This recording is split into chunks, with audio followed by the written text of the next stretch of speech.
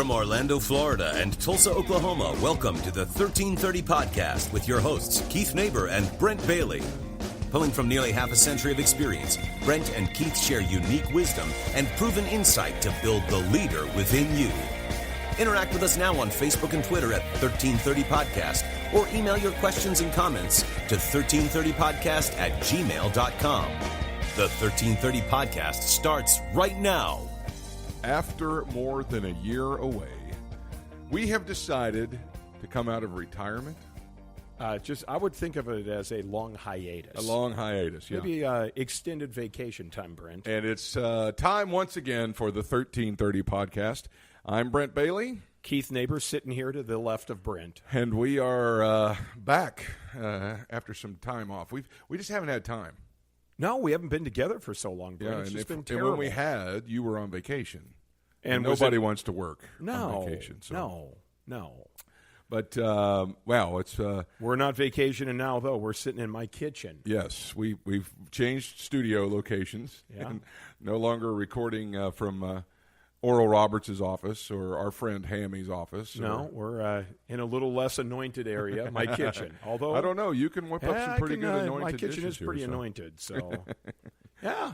But we've been away, but we're back to talk more about leadership and ministry and things that are going on. And, you know, before we get into today, Keith, I was talking to Dan Taylor, who was our guest a while ago. Well, he was one of the last guests we had on our podcast. It's the only really one of the only guests we've had. But he said Hammy and Josh. He said that he was out somewhere and somebody came up and introduced themselves to him and said, "You're Dan Taylor, right?" And he said, "Yeah." And he goes, "I heard you guys. I heard you on the 1330 Podcast." Well, we're making people famous. It's what we do. He Brent. bought Dan's meal. Well, I've never had that happen to me, and I'm one of the co-hosts. Right. So. But anyway, we just wanted to kind of talk today, and we just really decided to go back to our basics of what we kind of cut our teeth on in ministry and leadership, and that's what we were going to talk about today. Leadership. You know, I've been pastoring now for 5 years. It was Congratulations. Thank you. Last Sunday, October the 1st. Last Sunday, October the 1st, Direction Church turned 5 years old. And Keith has been, for the last 5 years, running crews and working in the world, man. And so before that, both of us had been in full-time ministry for 20-plus years. Yeah. And so we really just wanted to kind of go back and kind of pick up there where we had left off, and that was to really talk about, I don't know, the basics, the beginning, why leadership's important. Yes, absolutely. We both noticed that a lot of times people that are in, especially younger folks that are kind of new to it, they get in and they want to, they understand that they're trying to get people to do a job or a task or to complete something. And well, Brent, can I interrupt you on that for one moment? Mm-hmm. It's not just young people that have this problem. This is a problem that you see all over. And working in the business world right now, I see it all the time.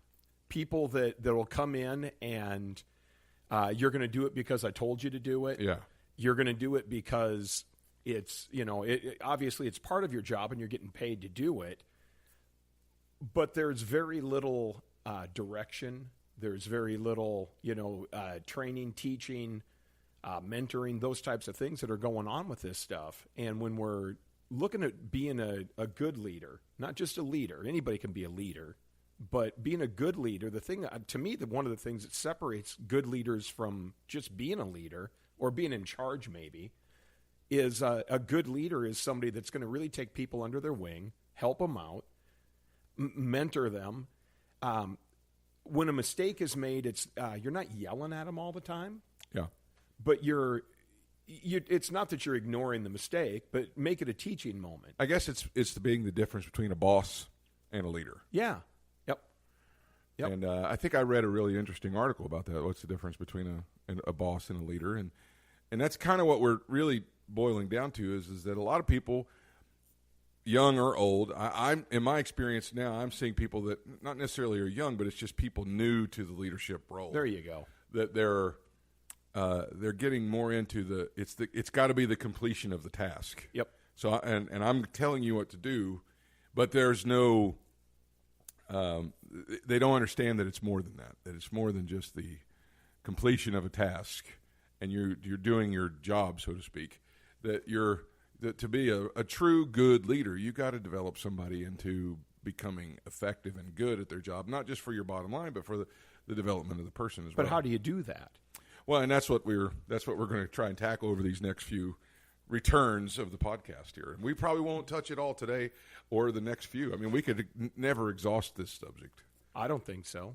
I don't think so either. But I think the thing that I would jump right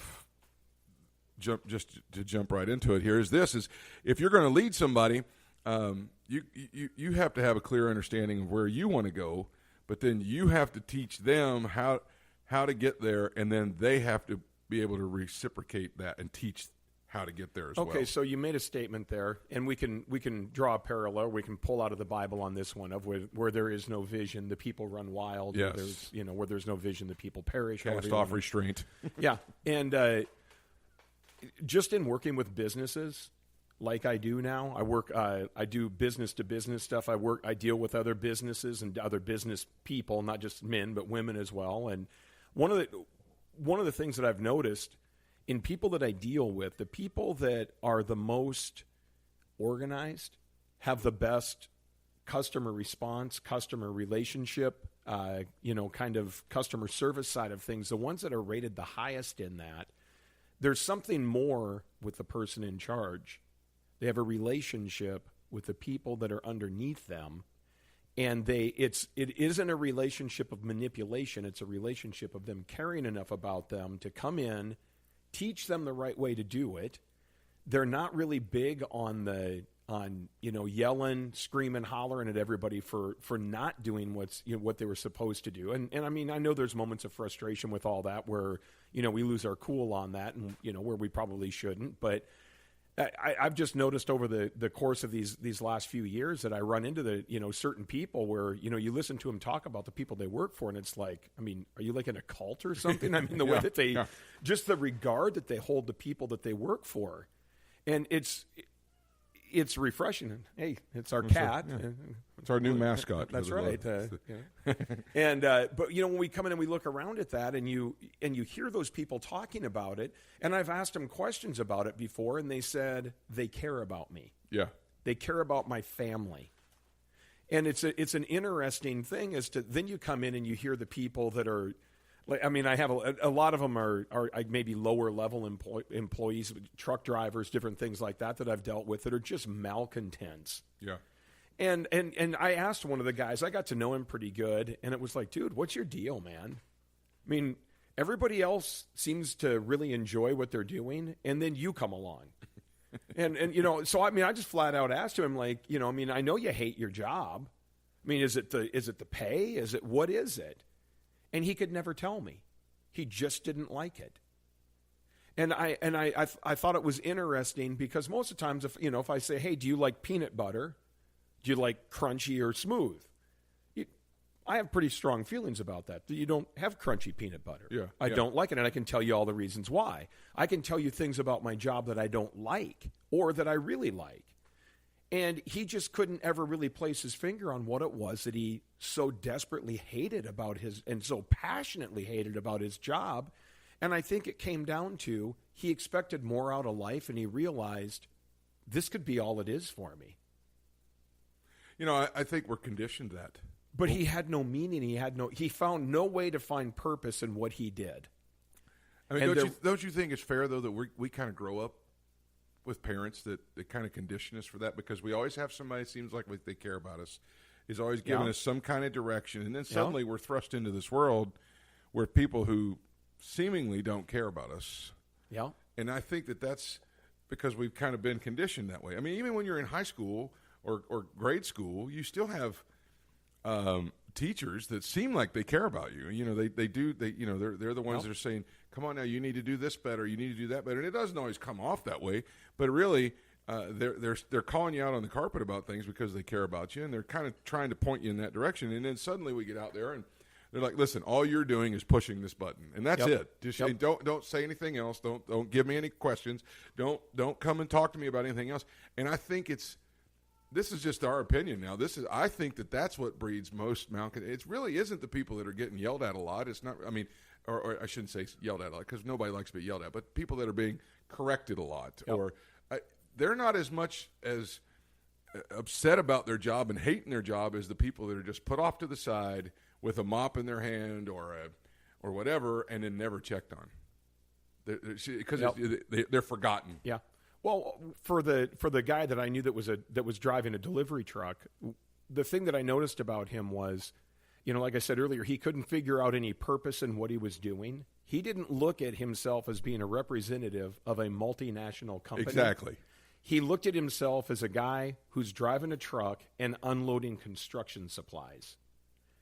And I always felt really bad because there was nobody there that was able to convince him, look, you're the front line of this company. Yes. You're the face of this company. Yes. And when we have people that are, I guess underneath us, so to speak, that work for us or report to us, however you want to word that, it's our job to make them feel like what they are doing is important, regardless of what it is. And we always look at the things, cleaning bathrooms and emptying trash and different stuff like that. I was at Disney with you on vacation this last summer, and one of the things that was so crazy about it to me was, number one, the way it feels when you go there. You just step into a whole other world. Yeah. And I never saw trash on the ground one time. Yeah. When we were there, unless it had just blown out or somebody had just dropped it. You didn't see full trash cans. You didn't see trash laying on the ground. And I stopped and asked a person who was sweeping where something was at, and they told me where it was on the other side of the park. It wasn't in their zone, with so to with speak. A smile on his face. Yeah, it wasn't an annoyance. Oh, yes, sir, right over here. Yeah. They seemed happy that somebody had interacted with them. And they'd done such a good job of telling everybody, look, you're important to what everybody experiences. Mm-hmm. And in a church setting, if your ushers are there as more bouncers than ushers, or your youth volunteers or your children volunteers, we're babysitting or we're doing if that's the attitude that everybody has, we've got to convince everybody we don't need police, we need pastors. Yeah.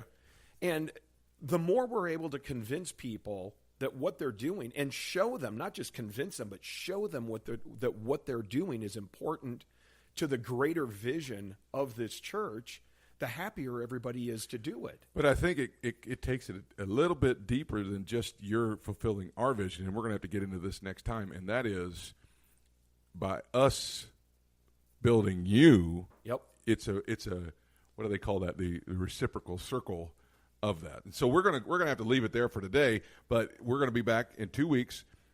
2 weeks from today, we'll be back with the second part of this, where we're going to talk about how that happens. So hit us up on Facebook at the 1330 Podcast, or on Twitter at 1330 Podcast. Let us know that you're listening. Let us know that you're listening. Shoot us an email at 1330podcast@gmail.com. And if there's a topic you want us to cover, we'd love to hear and see hear your absolutely. questions. We'd love to. Yeah, comments we'd love to do a Q&A sometime.